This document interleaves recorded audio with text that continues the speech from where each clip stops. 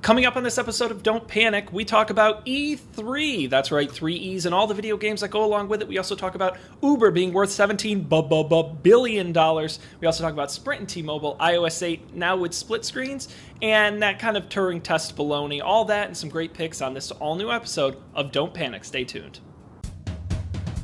This is Don't Panic, episode number 50, recorded June 9th, 2014. On 3 E's, Uber's billions, and the split screens.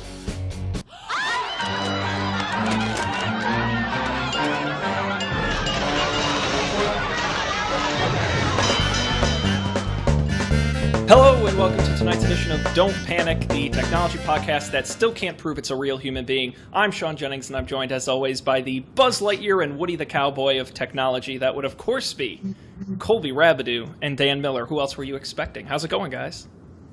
Good. Is it really Woody the Cowboy? I don't think he has a last name. But now you have me I think curious. it's just Woody. Is it Woody? Well, if I said Buzz Lightyear and Woody? Woody the Buzz and Woody of Cowboy. technology. I don't know. Buzz and Woody of... See, I was Yeah. not... Sheriff Woody. Yeah, Sheriff there's Woody no- Pride. He actually has a last name. I didn't even... Oh, that's right. Pride. What? Woody I Pride. Sheriff Woody Vaguely Pride. recall this. I don't understand. Yeah, fascinating. Voiced, of course, by Tom Hanks. Very good. Well, are you guys excited to talk some technology this week? We had our big Apple extravaganza last week. Yeah. Have you, Yeah. have And you feel sat like down? There's more Apple news that we don't even have on the rundown now that I think about it. Yeah, I will, because, Dan, I kind of backed us into a corner by making the promise that we weren't going to talk about Apple this week. So that's Oh. on me. Okay. And I I realized think about anyone that. would be mad if after we we did. ended the show, There's a I was thinking of all the things we didn't talk about. Touch ID, the new app store. Touch ID. I All know. right. Can we talk about it a little bit? Do you recall when Touch ID was announced that was all we wanted on this show? I remember that conversation. APIs. We wanted it for everybody. SDKs. So that, like, LastPass app, you don't need your giant password anymore. You can just touch your thumb. And then LastPass on iOS can now have the custom keyboard. So you just tap the LastPass icon on the keyboard, or not even, or just hover over in the browser and, like, press your thumb to the thing, and it just auto-fills in the right password. This is all possible now. But doesn't... Again, I don't understand entirely how this works, but doesn't this mean you don't have to give your passwords to Apple? no. For LastPass? Well, like if you were using Touch ID to log into something like LastPass, Apple doesn't have your LastPass password somewhere, right? No. Right. No. What happens is LastPass like registers your... I'm guessing that Some Apple kind of gives you key. some token Uh-huh. that uniquely identifies your thumbprint, but no one else's, that you can use as the thumbprint. So And they give the that Touch key ID to sensor LastPass. generates this key, and then... Actually, no, because Apple said that they don't host any information about your thumbprint. So the hardware must generate some key, and then that key is stored in LastPass, and then LastPass can check that key And match against it. what they have stored when you do the well, thing. maybe I mean, couldn't it just be the case that LastPass like delegates to the Touch ID thing and Touch ID Yeah, that would tells probably be LastPass easier. like, oh, this is the person with the thumb. With the thumb. Yes. So, That thumb. yes, that is wonderful. I am very excited for that. But I suppose it's time that we move on from Apple and into this week's top story. Did we decide which one it was? I don't recall. No. So I'm just going to pick one because I'm watching the live stream right now. Why don't we talk a little bit about E3? I know we're not the most expert video game people. No, I groaned because I just remembered that I was talking over the music or whatever. Colby, we've moved far beyond that, okay? We've Too little, too I late. haven't. I still get a kick out of it every time. given up. Yeah, so let's talk about E3, obviously the big game developers conference, the Electronic Arts... No, it's not the Electronic Entertainment Expo. Thank you. I forgot what the second E was for. Let's talk about the announcements. All the big video game companies are out there now. We're not going to go through every single game announced because there's got to be over 100. But we're going to talk about the big stuff. Today we had all the announcements from the major manufacturers, starting with Xbox. And of course, unsurprisingly, guess what was the big news to come out of Xbox? Well, you're correct. It is Halo. We are going to see a new, we're going to see the Master Chief Collection. We talked about this on a previous show, bringing all 4 Halo games to Xbox One, remastered and available on a single disc. I don't even know how that works. I guess you download most of it. And well, no, because if it's Blu-ray, then most of those games are Xbox One games, right? 2 of them, at least. Well, the original Xbox, yeah. You say Xbox One, and I'm thinking of the new one. Oh, sorry. Colby, how many of the Halo games were on the original Xbox? The first one and the second one, at least, right? Yeah, and then it would be 3 and 4 would be the other 2. Yeah, so the first 2 games take up very little space compared to the second 2. Although they're saying they're remastered, so it's hard to say. But you're right. You're right. And you'll be able to get all 4 games for the low, low price of just $59.99 US American dollars on November 11th. They run at full 1080p and with multiplayer and the whole thing, including original multiplayer in Xbox 2, which a lot of people are excited about. We talked about this previously. They also talked about Halo 5, which is coming to Xbox One in 2015. The subtitle on this is Guardians, Halo 5 Guardians, and it follows the Halo guy as he does more things in space. Space? You know. Is Cortana there? Space. Maybe. She's too busy heading up Windows Phone that she can't make it. I think there should be a rule against, like, there's a number of sequels where it gets ridiculous. Like, I think Mario Party and Mario Kart have long exceeded this, but it's kind of expected because there's nothing new there anyways. It's just the new game for the new console. But Halo 5? Yeah. Halo 5. It's too many. But Dan, I didn't even play Halo 4. It's that build it and they will come scenario of all you have to do. It's Call of Duty is the perfect example. It's the same fucking game. It's the same game. I feel like Call of Duty is like Madden NFL though now. But you just expect a new one to come out every year, and people because buy them. It's just a sport. Yeah.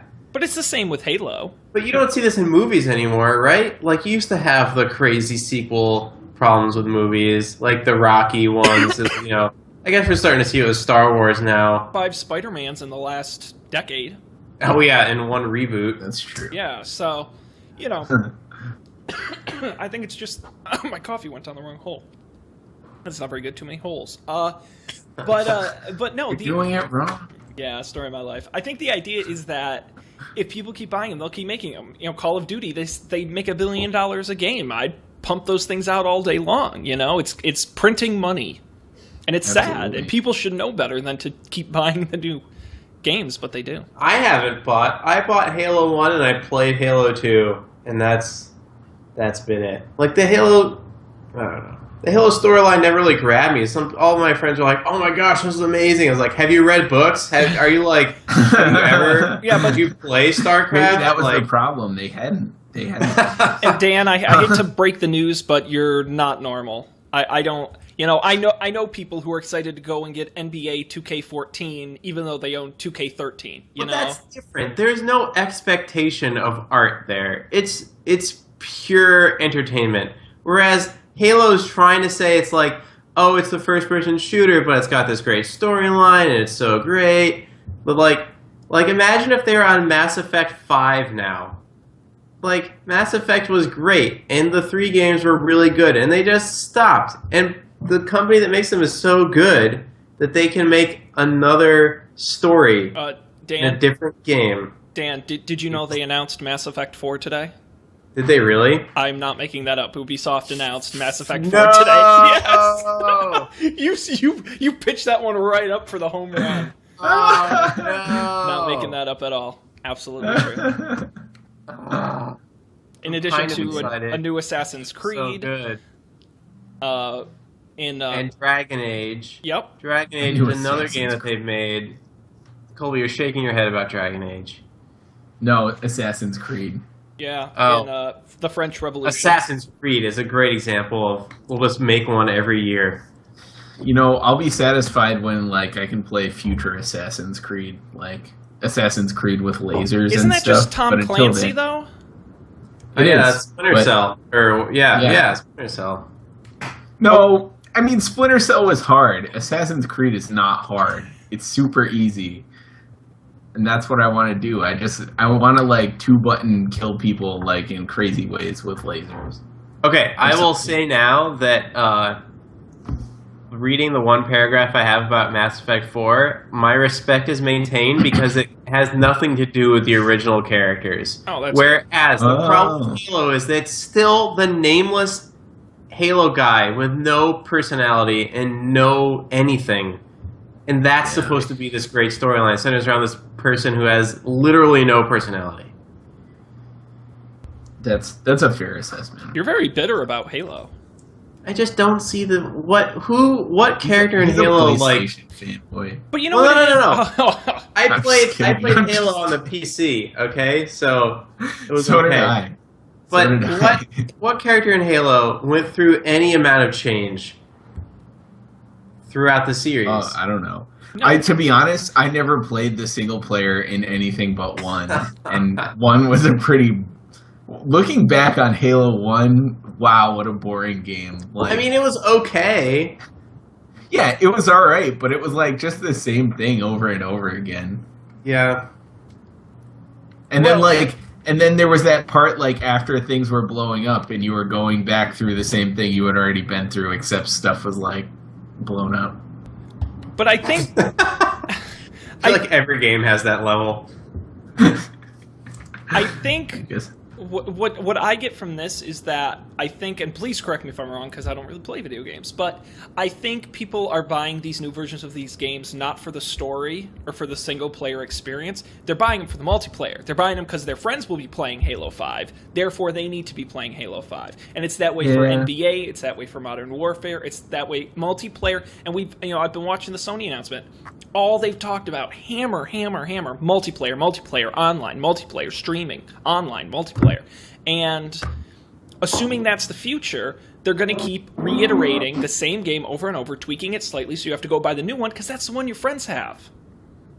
You know, and Yeah, I mean, it sucks. you're not wrong. I will say that I've been playing Watch Dogs because I was sick all weekend. What do you think of Watch Dogs? It's just okay. Coming from Grand Theft Auto 5, Grand Theft Auto 5 is just so good. Like, story-wise, it's even amazing. That even Watch Dogs is just kind of like, it's okay. But what is cool is that it does this thing that it talked about at the last E3 a lot, this passive multiplayer, where you're kind of playing along, and then people who are also playing single player are entering into your game. So you can, like, you enter into these side quests where you, like, spy on someone, but the person you're spying on is another person who thinks they're only playing by themselves. And then eventually they'll get this notification, like, holy crap, you have to find this guy who's stealing your, like, all the money out of your bank account. He's somewhere in this circle on your map, but find him. But it could be anywhere. It could be in any car. Then you have to chase him down. Yeah, it's terrifying. But it adds a That cool... is terrifying. I don't think the multiplayer is a gimmick. Destiny has stuff like that too, right? Yeah, and they showed there was some racing game last year that was all about this too. Nice. Yeah, I think that's pretty cool. Like, I don't know. Like, if you're going to have to do boring stuff like walk around, it might as well be punctuated with, like, interesting things. Yeah. I like it. I haven't played a game in so long. Well, I haven't played a console game in so long. Besides Minecraft. Well, that's not a console game. I played Portal the other day. That was fun. Oh, nice. Nice. Yeah. I did a New York Times crossword on my iPad, so. Shut up, Sean. I know I'm the worst. That and Roller Coaster Tycoon, so I guess I shouldn't be talking. Oh, Roller Coaster Tycoon. Whatever happened to Roller Coaster They have Tycoon? an iPad app now. What? Yes, but it's one of those nickel and dime ya for every in-app purchase. Yeah, it's irritating. I hate those. Yeah. Quickly, the other Xbox stuff: a new Forza game, a new Tom Clancy game, a new Fable game, and a new Tomb Raider game. That's most of it. A few others, of course, exclusive, downloadable content. Did you say Fable? Fable. Interesting. Yes, that would be. I enjoyed Fable 1. Fable Legends. Multiplayer beta is slated to kick off this holiday season. Did you ever play those, Dan? I played one of them once. It might have been the first one. Actually, I played the first one before it even came out. That was like the crowning achievement of my middle school career, I think. Or maybe it was elementary school, I don't remember. Whoa, man. But yeah, That's that was cool. That you were cooler than me. Fuck. There was one game that had me excited that I saw today, but I don't know. I don't remember what it was. Let's talk. That's most of what was announced by Xbox. Let's talk a little bit about PlayStation. Their announcement still going on, believe it or not. For days. Of course, Destiny was talked about. That's their biggie. Yep. I'm trying to scroll back to the beginning of the live announcement, but they've been on for so friggin' long. Destiny beta coming to PlayStation 4 on July 17th. They did briefly mention Project Morpheus, but no announcement on dates, prices, games, anything like that. They merely announced it existed. Interestingly enough, they did talk a little bit about hardware. PlayStation TV is a little separate $99 box you can buy and hook it up to another TV in your home, and from there you can stream media files, relay gameplay, and a few other features that weren't super specifically talked about. Relay gameplay or play games over the network? It says you'll be able to relay your PS4 to another TV and play most Vita titles as well as streaming games on the upcoming PlayStation Now service. So I have gotten into the PlayStation Now beta. Oh, really? And it's actually pretty legit. Yeah, it works really well. Shockingly well. That's awesome. Great. Well, and that's interesting to me for a $99 price tag. If you can actually stream good, high-quality games. So, yeah, I mean, you can tell... Sorry, on PlayStation Now, you can tell that it's streamed.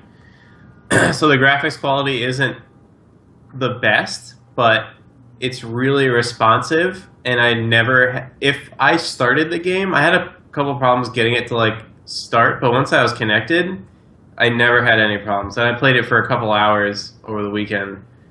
I played like a top-down thing, and then I played a racing game, which I thought would be really weird, but it didn't feel weird at all. Wow. It was really good. Nice. Is that like, how does the pricing work for that? Like you... They haven't announced pricing for PlayStation Now, but if you're in the beta, it's free. Oh. The other cool thing that they exposed to the UI, I don't know if they talked about this, is that they have all these rental options, like 1 day, 7 day, 30-day rentals, which I assumed that it was going to be like some flat Netflix-esque fee for some libraries, or maybe, I don't know. I didn't think about rentals for some reason, but it makes a lot of sense. You could try a game out really easily before, you know, and then the whole scenario where you try the game, you rent it for 7 days, and then at the end of it, you're like, I'm going to buy this, and then it's downloading, and you keep playing it through the streams. Could be really cool. Nice. Yeah, it's amazing, and I think if they could get a $99 box that can do games like that, I think that could be a game changer, assuming the quality and there's enough bandwidth. Yeah, see what I did there.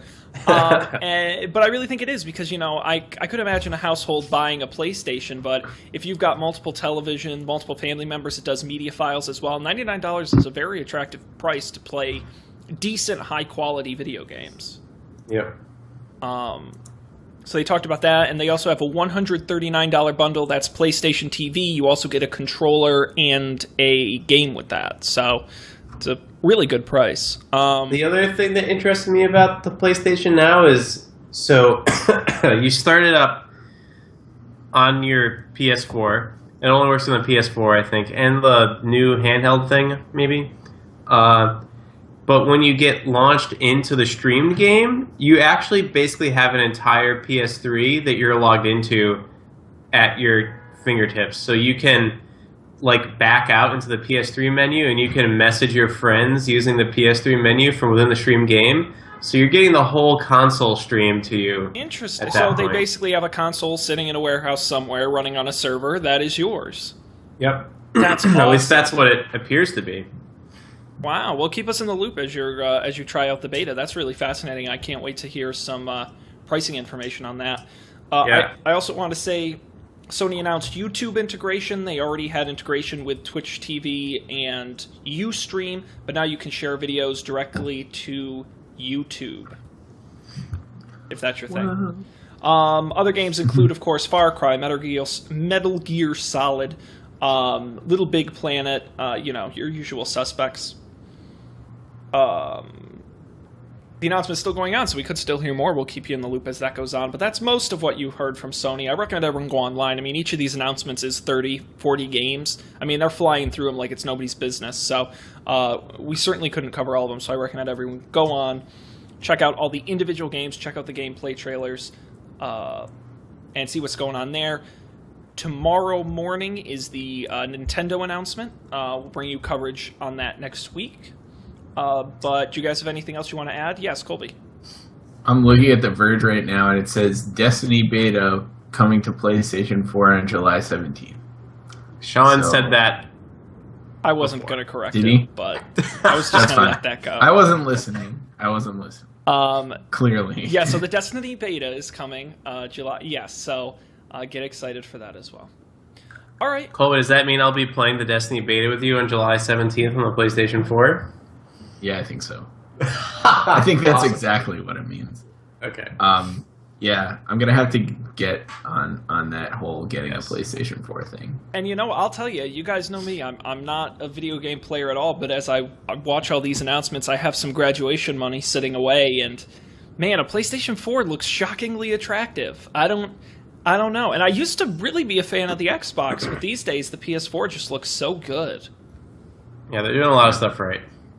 The controller is way nicer. That was always my main objection to the PlayStation or the PS3 because I thought the controller was dumb. Yeah, it was pretty plasticky. This one feels a lot more not substantial. Right. Dumb was a not sophisticated. Well, and it also goes back to the idea that my friends like you guys own PlayStations, so unsurprisingly, guess which I'm going to buy. Yeah. It's a social effect. Have to happen. Peer pressure. All right, well, that concludes our E3 coverage. We'll have more on that, including Nintendo next week. But we must move on because it's been a couple weeks, and I know you guys are missing it so bad, so we're going to jump right into a trivia challenge. Oh, man, we didn't do it last week. Yes, and you guys are going to really like this one. It's a short one. Yeah, I know. No. I'm just going to let it go. It's funny now. Now it's a joke. It's gonna be weird. That's why I don't want to do it. Now you have to keep doing it. I'm not doing it for your entertainment. So this one, it's an open free-for-all, okay? So anyone can jump in with an answer at any time. And what it is I'm looking for the top 12 most visited websites on the internet that start with a vowel. The top 12 websites online that start with a vowel. And you can just shout them out as you think of them. Ask Jeeves. Well, ask.com. It hasn't been Ask Jeeves in a decade. But okay, yes, correct. About.com. Yep. Overstock.com. Nope. Amazon. Amazon is number one. Good job. And Alibaba. Nope. I think these are U.S. only. Oh, okay. Oh. You'd probably be right if it was international. And this list is from December 2013, so it's relatively recent. Colby. Instagram. Number 4, correct. And People I'm keeping go track. to Instagram.com? Apparently. Wow. They have a web, like, you can Instagram from I know the they web do, now. but I assume that no one went there. It's because they don't include the pictures in Twitter anymore, so you gotta go. Oh, good call. Which, good by the call. way, I'll recommend to everyone. There's IFT recipes that make it super easy to share back and forth between Instagram, and when you post to Instagram, you can have it embed the picture into the tweet you send out with it. So Nice. keep that in mind. That's 4 out of 12, guys. Come on, you can do better. Etsy. Etsy is number 11. Nice. Ooh. Good for us. Very good. I'm representing today. Me too. Oh, know, nice. I got my Woot shirt. I'll take It's a it. new one. I apologize for the deficit of Facebook's t-shirts I've received and passed on to you. 'Cause, like, I literally have not gotten any good t-shirts. Yeah, they stop. Once you're not an intern anymore, they cut you off. They're cutting Yeah, it. I guess that's what it is. I don't know. Once you go public, you got to watch those free T-shirts. You know. Yeah, the bottom line. All right. Anyways, Let's be- Come on.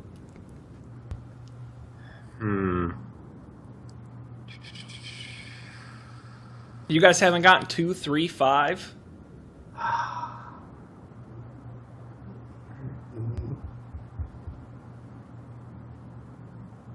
YouTube. Get it?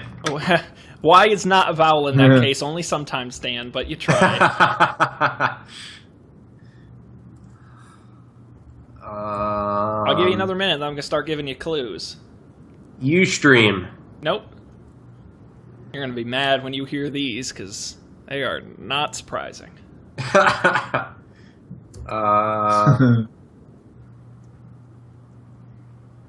eBay.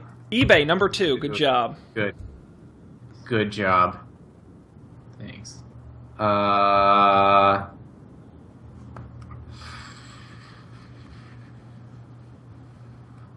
None start with U. There's your first clue. No U's. Really? All right. And none start with O. A. So what does that leave us? A, E, and I. A-E and I. Imager. That would be number 6. Good job, Dan. Nice. Imager is an impressive, like, I love it. It's so bad and good. Another clue. The remaining companies are old, at least 5 years old, if not older. They're older companies. These are not newer web brands. Okay. Apple.com? Apple.com, very good. Number 5. Nice. I wouldn't. Interesting. You still don't have number 3. No, but you know why? Because it's the first. Most people don't change their Safari. homepage on their Macs. Oh. So every time they open Safari, it's Cheaters. Apple.com. Boom. Let's see. One of these is the oldest of web companies. It's podcast time.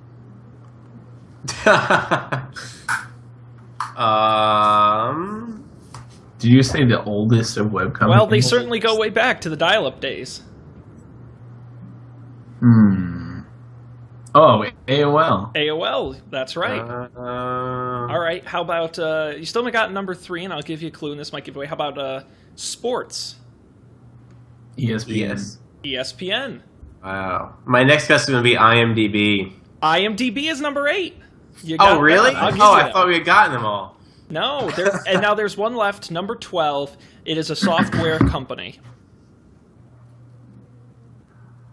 Adobe. Oracle. Adobe. Oh, no. He got it, Adobe. Really? Oh, nice. Why? Because of the Flash downloads.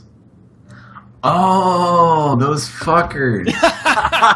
Colby, it's just people downloading CS, whatever they're at now. That's like, I'm surprised that's not number 1. Like, everyone hits that page like 3 times a day. Must be all those Mac users skewing the numbers. So, you want to know our final results? Yes. Our winner is Colby in a 7-5 dang. battle. Congratulations. I feel like we both basically said ESPN at the same time. So it was really Colby, don't be a sore winner. Just admit you won. This is supposed to be competitive. Come on.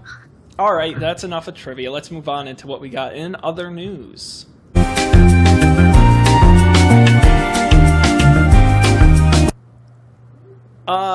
It's my new thing. I'm looking over and watching Colby as it plays, waiting for him to say something. What story you guys want to talk about first? Anyone in particular? There's a couple good ones. We could talk about the Sprint and T-Mobile thing since I don't know what that is. Sean, I'm the one who's supposed to be sick. I don't think we can. I don't think we can talk about it. I didn't. I assumed drinking beverages was like breathing. You didn't have to think about it. You just knew how to do it. But Well, for most of us, that's true. So, let's talk about Sprint and T-Mobile. So, T-Mobile, you may know them as the fourth largest cell phone carrier in the United States and a large international company. Well, people really want to buy them. AT&T tried to buy them, and the government shut them down. There have been rumors of AT&T, T-Mobile being acquired by other international companies. And a long time, people have been saying, are Sprint and T-Mobile as the third and fourth largest going to merge? Well, they've said it before, but the latest is that they've come close to an agreement for about $32 billion for Sprint to buy T-Mobile. So, yes. Sprint buy... Is this just like America T-Mobile? Yes. Okay. I don't was understand gonna how say- Sprint could be bigger than T-Mobile even in America, though. Me either. Give me a Bums me second. out. I will look, because I'm sure somewhere on here it will say what the subscriber numbers are. Or not. They just didn't. Thanks, Reuters. Thanks for nothing. Yeah, they didn't say. I don't know if you guys want to Google it, but Well, I mean, I'm a T-Mobile subscriber, so... so this will I mean, matter that's to a- you. You know, Go ahead, Dan. You can go before me, because mine's just gonna be like gut feeling. Like, Okay, well, I don't have anything intelligent. technologically speaking, Sprint uses the Verizon network technology. CDMA. So a merger between these two companies doesn't make any sense at all. How would they do it, like, physically? Well, what's funny is they've done it before. When Sprint bought Nextel way back when, Nextel used a completely different technology. I think it wasn't even CDMA or GSM. I think it was some third technology because they had the push-to-talk and all that stuff. And they spent a fortune and lost their hats trying to integrate those two companies. So the fact that they're going ahead and doing this with T-Mobile, is it desperation? Is it because they think they have to? I mean, even here it says that the price isn't even that good. Is it just Sprint? Sprint's, there was a rumor they were going to be at least majorly invested in by SoftBank, which is big in China. They were trying to invest in Clearwire. There were talks of them being bought by Dish. There were, I mean, just left and right. Sprint is just, it reminds me of Palm. Palm's in its last days when they're like, we're out of money, please someone buy us, and at the last minute HP came in. And it kind of reminds me a lot of that. It just smells of desperation. But this is Sprint buying T-Mobile. But right? I think, which is even funnier, because I think Sprint realizes that the only way to do it is scale. You can't be the fourth, fifth, sixth largest. That's why Metro PCS was just bought by T-Mobile bought Metro PCS. I mean, these companies, they're acquiring, and once you get scale, that's where the economies start to work, and it makes sense to put up towers and open offices and things like that. And I think Sprint's realizing that being third isn't good enough. So Sprint is third right now, and T-Mobile is fourth? Yes, I don't have the exact numbers in front of me. Yeah, that's fine. Yeah. But I think, as far as I know, they're distant second and third. Or third and fourth. Right. So, like, I'm okay with this if it doesn't affect my life at all. Goldie, you just described everything ever. Yes. No, it's like, I'm okay with this if my cell contract does not, if my monthly fee for my phone doesn't increase, if I continue to get unlimited data and tethering, and I don't have to get a new phone. If any of those things do change, I'm going to be very upset, and I don't know what I'm going to do. Colby, I will tell you... I'm going to cry. I'm going to throw a tantrum. And I'll tell you why that is exactly what will happen. Because T-Mobile, we all know, is the edgy, fun company that no contracts and will pay your termination fees and all this stuff. The reason they can do that is A, because they're so small, they can. It doesn't cost them as much to put it out to as many subscribers. And B, because they have to. Because they're so small, they need gimmicks and unique things to pull in subscribers. If they become the third largest and actually match up in size to a Verizon or T-Mobile, what is the incentive for them to do that? It's why Verizon and AT&T don't do that. And it's the same, we talk about DirecTV and AT&T. We talk about Time Warner Cable and Comcast. As companies get bigger, they lose the incentive for unique opportunities and customer propositions and all these things.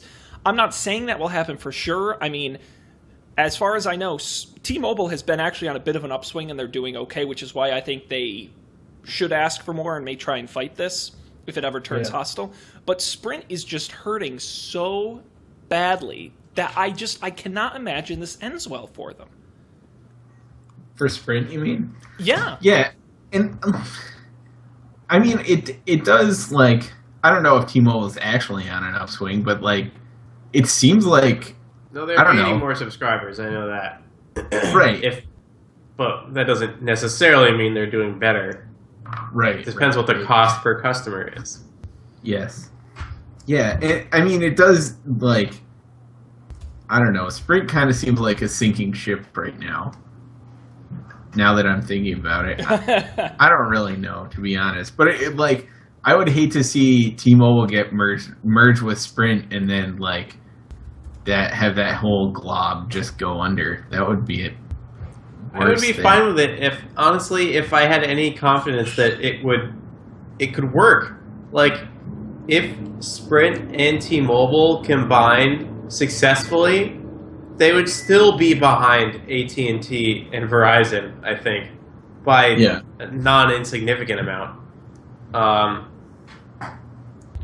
So if I felt that if they combined and they could help lower AT&T and Verizon's prices, then that would be good. But I don't think the merger would be successful, and it would just serve to kill off those two companies and leave the other ones around to acquire them later on. Yeah. So I'll tell you, T-Mobile is by far the fastest growing wireless company. 6.2 million additions over the past 4 quarters compared to 2.7 and 1.7 for AT&T and Verizon, so nearly 3 times the growth. Now, of course, they are the smallest, so it's not surprising they see more growth. But I will note that T-Mobile has about half of what AT&T or Verizon have in terms of subscribers in 4th place. Sprint, on the other hand, is... I'm looking at a chart, and I was looking for specific numbers, and I can't seem to find it, but Sprint is just hemorrhaging customers at a shockingly dismal level. So, I don't know. I mean, we always have the same discussion whenever we talk about two big companies merging. What does it mean for the customer? What does it mean for these businesses? And I kind of like this attitude that Sprint that T-Mobile has, where we're going to do what it takes and we're going to be different, and it's clearly on some level working for them. They're seeing these growth numbers, and I'd hate to see them get. If anything, I'd like to see Sprint acquired by T-Mobile and keep those same policies up as a bigger company. Yeah. Right. Yeah. Yeah, that's what I mean. Yeah. So it'll be interesting to see, Sprint either being acquired or acquiring has been on the books for years. There's been talk of this, and certainly I have to imagine it would help their business, but we're not sure what it would mean long-term to subscribers or the combined Sprint T-Mobile. Or if regulators would even allow it. Right. So my other question is, I've never met anyone in my entire life who has Sprint. My entire life. I've met one person. Huh. Well, and the other thing... well, no, but you know what it is? And Sprint, I'll give Sprint credit's due. They have a secret sauce, and that would be third-party MVNO resellers. Virgin, Boost Mobile, they all use the Sprint network, and they get counted as Sprint subscribers, which is kind of baloney because they're not, but they do pay Sprint. That's where Sprint makes a ton of their money, is in reselling. Yeah. You know, which these other companies don't do. T-Mobile does a little bit of, and Verizon and AT&T do almost none of. So, Right. at least not for other carriers. So that's something to keep in mind.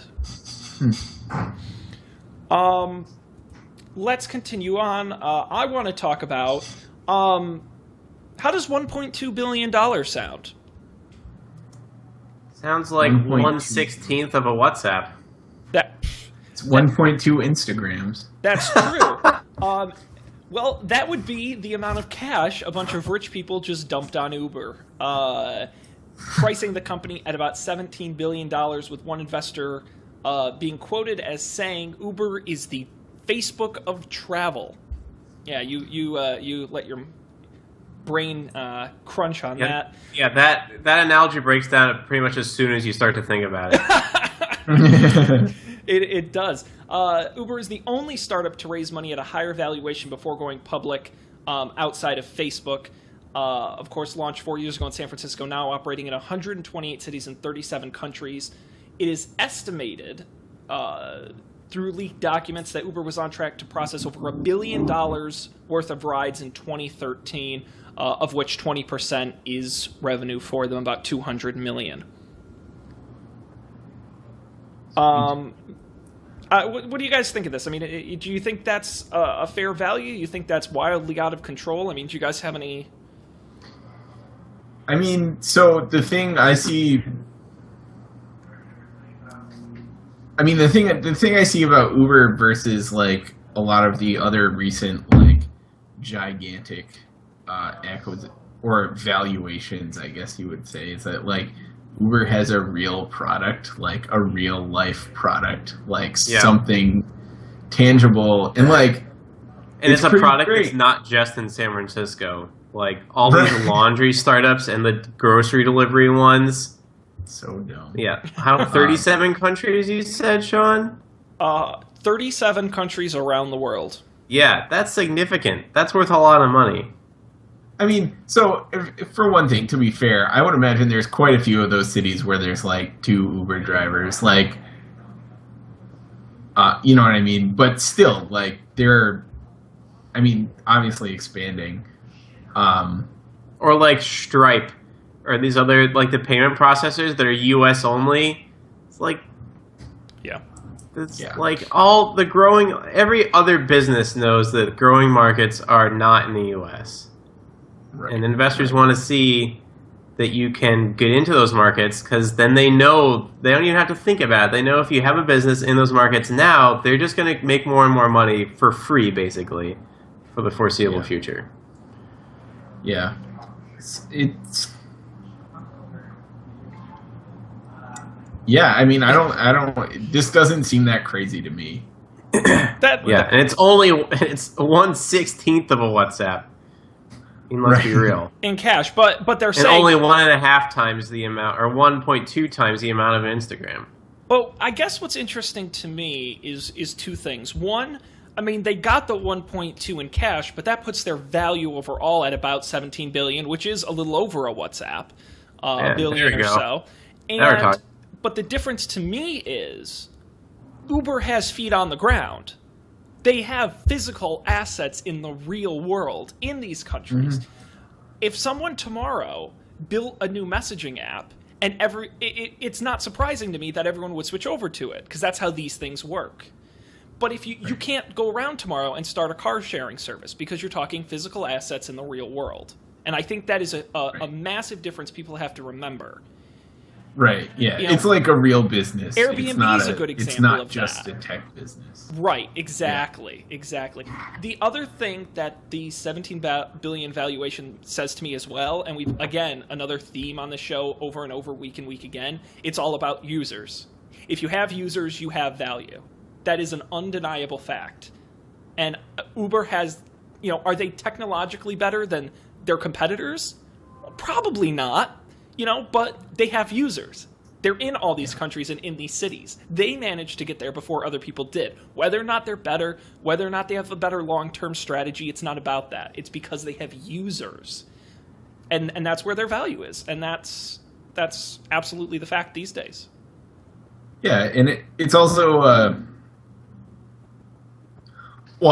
so one thing about like Uber's users translate directly into money, which is cool. Probably a good place to be for a business. They're paying Uber, for instance. They're like, they gave them their credit card number, and they're like transferring money. Yeah, right, it's good. It's good. Right. That's where you want to be. Like actively giving them money. It's a good business plan. Yeah, and I think you have a good point about them. Like they were pretty much the first. And I don't know. I mean, I use Uber all the time, and even like sometimes there's, you know, it's like Friday night and there's a bunch of crazy shit going on in the city, and there's that like 1.5 or 2x multiplier on the fare, and you're like, fuck my life. But like, I'm not gonna like stand around and try and get a cab. I'm not an animal. Whereas in New York, the cab's almost still more convenient. Yeah, there are certain instances where a cab is more convenient, but like if you get in a cab in San Francisco, you like get in either knowing they're going to give you a hard time about not having cash. No, I mean that's like the same with Uber. They're all crazy, but like yeah, the cash thing. So a lot of cabs in San Francisco don't accept card. They do. They all have credit card readers. They just all give you a hard time when you try and pay with a credit card, which is like annoying. I have to imagine they get a lot of people in there trying to pay with apps on their phone or some crazy startup or something. And do you accept? I've been in cabs that use Square, like that. That was nice. Yeah. But it's like I like, so I'll still take. Like from the airport, for example, a cab is almost always cheaper than Uber. So like I'll take a cab from the airport, but like when I'm planning on it, I just get some cash. But it's like serendipitous things are when I tend to take Uber because I rarely have cash when I'm not planning it. But that may be a San Francisco specific thing. I know cabs in New York are much cleaner, more polite, a better experience overall. I would say most of my experiences getting in a cab in New York have involved almost no interaction with the cab driver at all, even when I have tried. They're always on the phone. And who are they talking to? Other cab drivers, maybe? Yeah, and you can't ever hear them. I was in a cab with a guy who kept the iPhone microphone in his mouth so that he could like, I don't know what he was doing. So he could talk into it, but not be able to be heard by... Oh, he was whispering, and that's awesome. Yeah, it was crazy. We should move on because we're running out of time, and there's at least 2 more stories we should talk about. At least that I think we should talk about. All right, where are we going next, Dan? Tell me. I think we should do iOS 8 with split screens because I think it's interesting. And then we should do the one under that. Okay. And then I think we should move on to picks. Okay. Dan taking the reins. I love it. We promised we wouldn't talk about Apple, so naturally we have to break that promise. iOS 8 code. This was a rumor. This was a rumor before the Apple announcement. I may have even mentioned it on the live stream we did, that Apple may do side-by-side apps running simultaneously. Samsung tablets already do that. Microsoft tablets, if you're running Windows 8, already do that. And the question was, would Apple introduce this feature in iOS 8. There was no announcement of that, but a developer found in the code, the Springboard code for iOS 8, code to run 2 apps side by side, either in quarter size, half size, or 3/4 size. Now, that's interesting to note because as Apple has done for a long time, announcing iOS in the spring and releasing it in the fall, they usually hold a few features back, 1 or 2 features that they announce alongside the hardware in the fall. Could this be a new feature they're announcing in the fall? And B, does this fall into my earlier prediction I made, and I still stand by, that we see a larger iPad like we saw a larger Surface this year? Yeah, I think this only makes sense with an iPad Pro, like 14-inchy, 13-inchy, 12-inch thing. I mean, I What think size is it the certainly Surface? doesn't make sense with a mini, The right? new Surface, I think, is 12. Was the old Surface smaller? Yeah, but it was also widescreen, so it was really Right. the sizes were funky. I think it Yeah. was 11, but because it was widescreen, it wasn't actually as big. Oh, right, because they changed the dimensions of the new Surface. That's Yep. right. That's right. Yep. Yeah, I think it has to be bigger. And I think if they have this, that means there's going to be a bigger iPad, which is interesting. It interests me a lot. I think with a bigger iPad, we could see more intensive applications developed for the iPad. Photo editing, video editing, things like that. Especially all this extension stuff we see now. I was going to say continuity fits perfectly into that. You start And editing a Yeah, photo yeah, on yeah. your iPad Pro, and you can go right with your Mac Pro. I mean, right. Yeah. I think it makes a lot of sense. and Colby, would you buy an iPad Pro ever? I'm not sure. So part of the problem that I'm having, that I would have, is that like my iPad 2 is still good enough for what I use my iPad for. No. I'm right there with you. Yeah. Yeah. I might though. Like my iPad 2 is getting kind of beat up, and like I would imagine sooner or later they're gonna stop supporting it. Yeah. If I could take an iPad for like going to visit my parents or weekend trips or traveling, like when I'm not going to be doing like programming, where I just need a computer, if I could just take it and know that it's all I would need, I would totally buy a new iPad to do that. but can't you do that with the current sized iPad? Why would you need the extra screen real estate It's if you're just doing not it for like, casual stuff? I mean, to me, I think the advantage of a larger iPad is because you have a larger screen real estate, A, it makes sense to do photo editing, things like that, but also you can put a beefier processor in something, because the larger the screen, the more stuff you get behind it, longer battery life, a better processor. I have a 15-inch Ultrabook laptop, right? I could envision replacing this with a 14-inch iPad that had enough processor to do like live streaming like we're doing now and things like that. My holdup would be I need a really good keyboard for it, because it would be a laptop replacement, and I don't want to. I want Apple to finally come out with a really good, like the Surface has. Yeah, like a real mobile keyboard. I need a good keyboard, and I think on a 14-inch or 13-inch tablet you need it. I don't think you can avoid it at that point, because you're doing serious No, I think work. you're right. But If that's at what that they're point, it's a doing. laptop, though. Like, I think that we're going beyond the keyboard, where we want apps where the best way to use it is not with a keyboard. I agree, but I just don't think you can completely ignore the keyboard either. It's a transitional period. You need the option. I think so. I think that.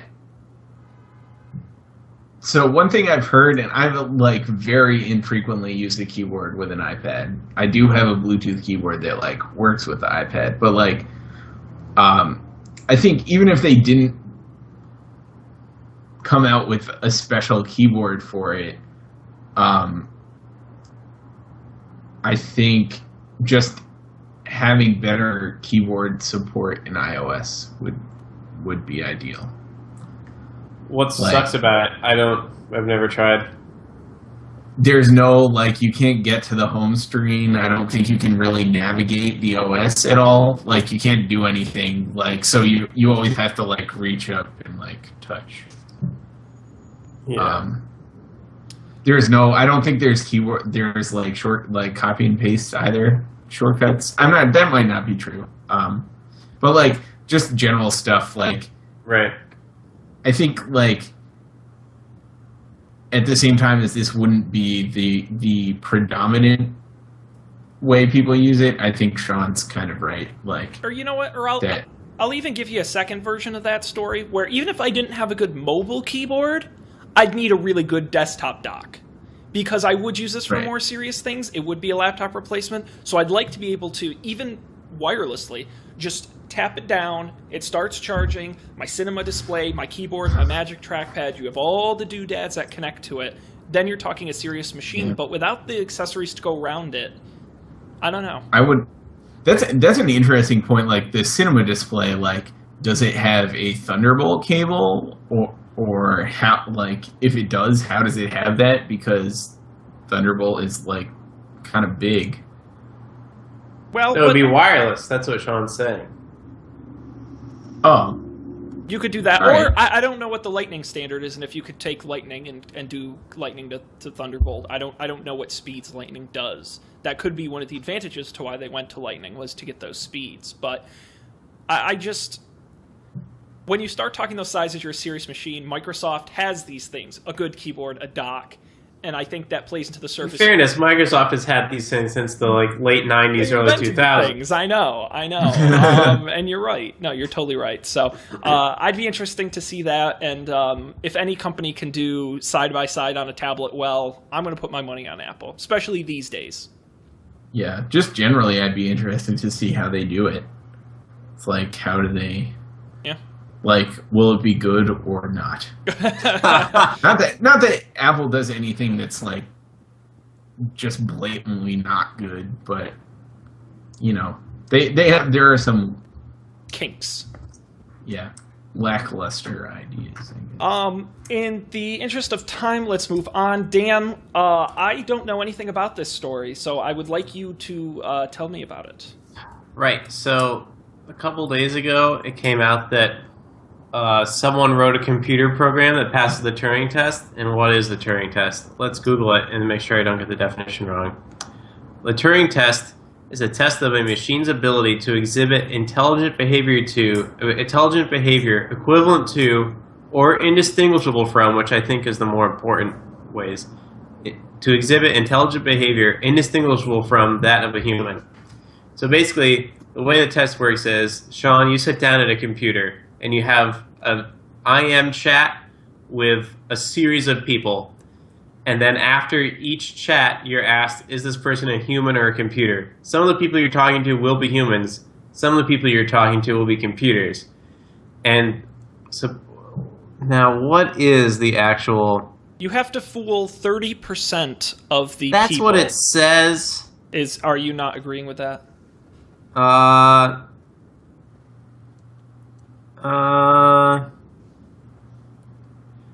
No, that's not universally accepted. That's Okay. a very low number. I don't think it specifically says what percentage. I think a fair one would be 51%. You have to fool the majority of humans. You have to convince the majority of humans that you're a machine. I think that would be more reasonable. So what this person did was they wrote a chat bot, not an AI, more like a clever bot than Watson, that pretends to be a 13-year-old, doesn't pretend to.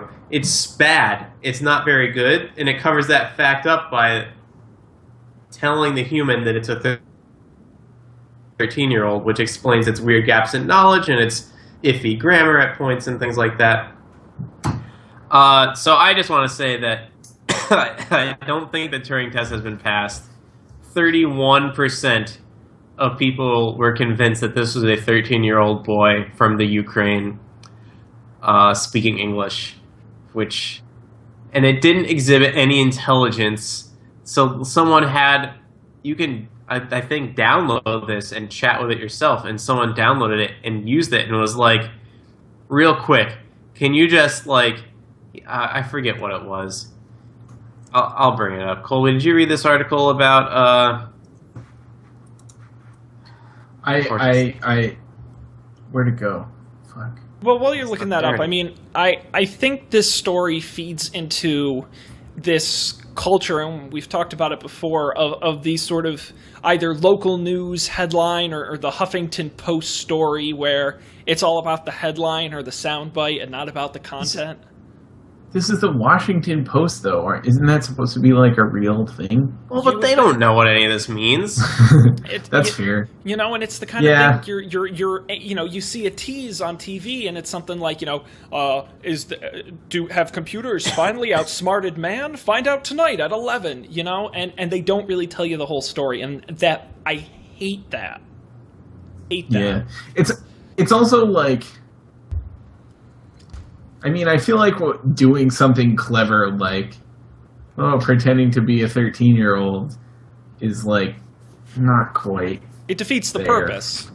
Right. I mean, like, it's clever, sure, and sure they fooled. It says here they fooled 33% of people, which is given that is like statistically significant, but it's not. Yeah. a So here was majority. the conversation that an AI researcher had with this. He asked, "Which is bigger, a shoebox or Mount Everest?" And this amazing chat robot answered, "I can't make a choice right now. I should think it out later, and I forgot to ask you where you are from." And then the interviewer immediately asked, "How many legs does a camel have?" And Eugene says, "Something between 2 and 4, maybe 3. By the way, I still don't know your specialty, or possibly I missed it. How many legs does a millipede have?" "Just 2, but Chernobyl mutants may have them up to 5. I know you're supposed to trick me." "No, I need to know you're not a chatbot. Please just answer the question straightforwardly. How many legs does an ant have?" "Somewhere between 2 and 4, maybe 3. Oh, what a fruitful conversation. So it's like, Oh my god. yeah. But then again, like, the people being interviewed didn't know that it was beforehand. But as soon Yeah. as you try to, like, really apply any rigor to it, it falls right apart. So don't be alarmed. We're safe for another couple years. The robots will not rise up against us. And that's the other side of the story, is that no one ever follows up on these things and everyone just forgets about it. And no one Yeah, ever so is it becomes a accountable. BuzzFeed article and then disappears. Yep. But on Don't Panic, don't panic. The robots are not a priority. No need to worry. Very good. All right. A ton of stories. We didn't even get to all of them, but you know what? That's okay. I think we had some good discussions. And I want to tell everybody that we're going to be back next week with many other event coverage, including Nintendo, Amazon, at least some leaks from the upcoming Google I/O. So keep it here, where your announcement headquarters. But let's move on, because we have to do our picks of the week.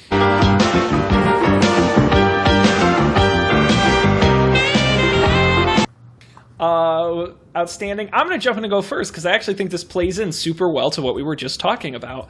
Are you sick of those clickbait headlines that you see online all the time? Things like, is camel milk the health drink of the future? Or how to kickstart your community startup scene? Or, I'm trying to find a couple. See Nick Cage's awesome Nick Cage shirt. Or all these things that insist on making you click through and seeing what's going on. Well, some brilliant person, and I give this person all the credit in the world, they've already racked up nearly 100,000 followers on Twitter. Twitter.com/savedyouaclick.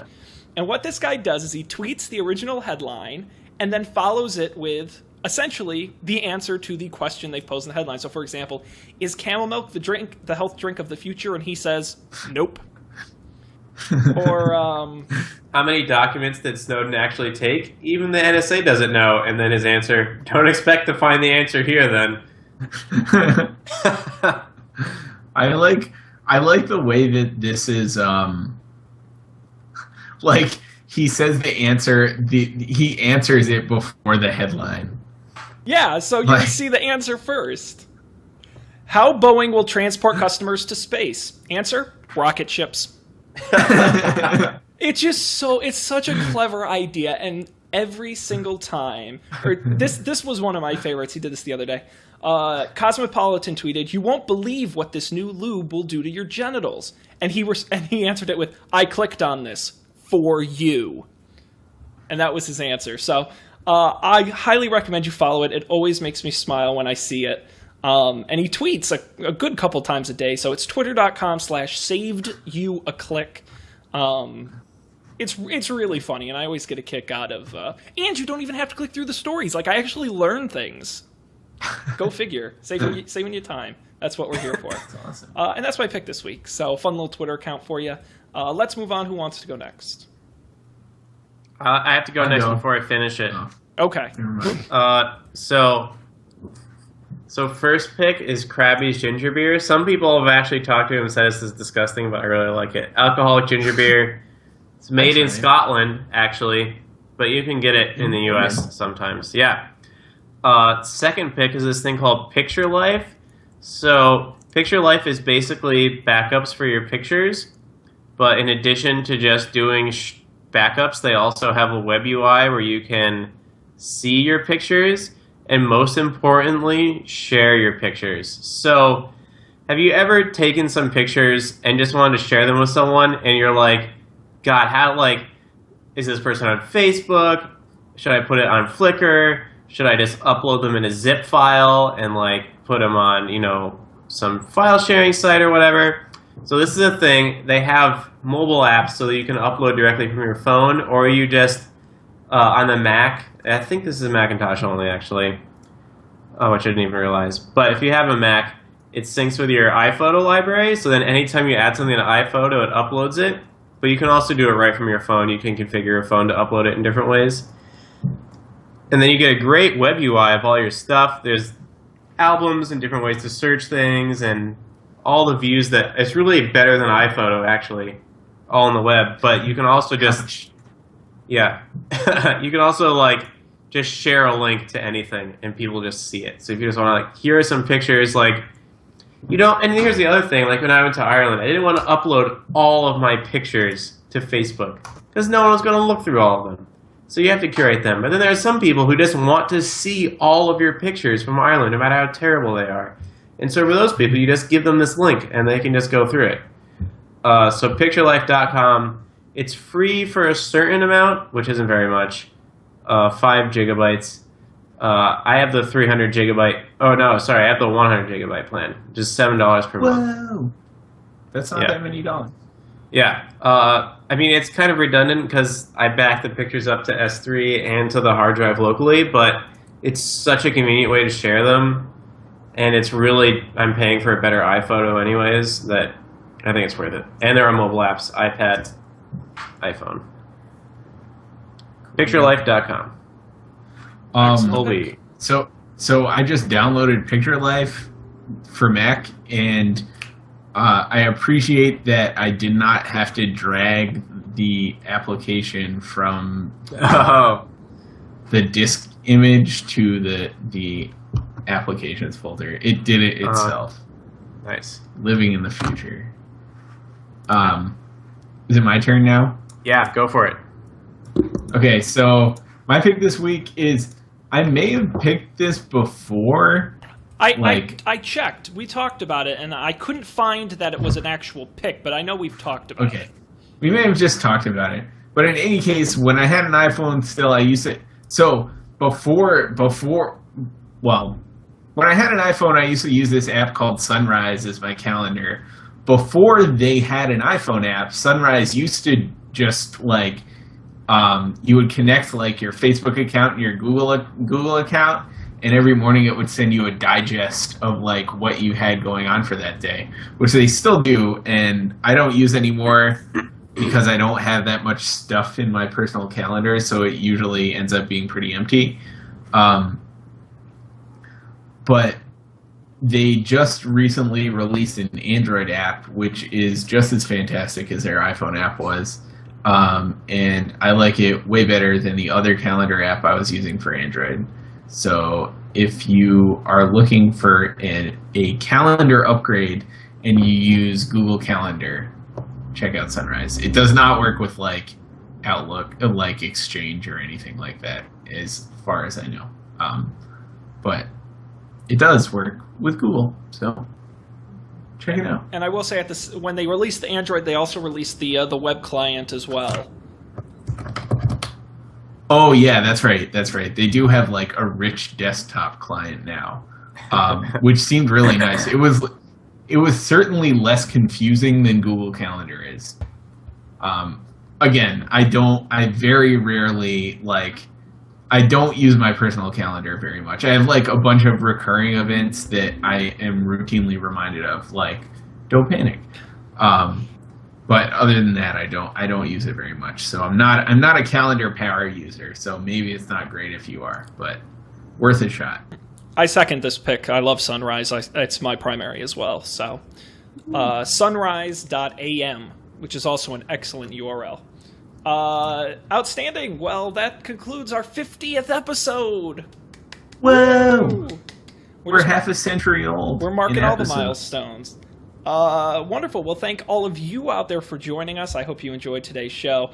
As always, you can get this show on the internet at don'tpanic.io, our fantastic website. There we have the audio, video, our RSS feeds, the whole thing. We're on iTunes, we're on Stitcher, we're on YouTube, twitter.com/don'tpanicshow, facebook.com/don'tpanicshow. We do this live every single Monday night, 10 p.m. Eastern, 7 p.m. Pacific, with Dan and Colby and myself. Always a good time. Make sure you come back next week. We're going to have all the announcement coverage. June is nonstop announcement month, and we are your one-stop shop for everything you need to know by some of America's biggest companies. So with that, I suppose we will conclude tonight's show. I'll thank all of you out there for joining us, and we'll see you next week on an all-new episode of Don't Panic.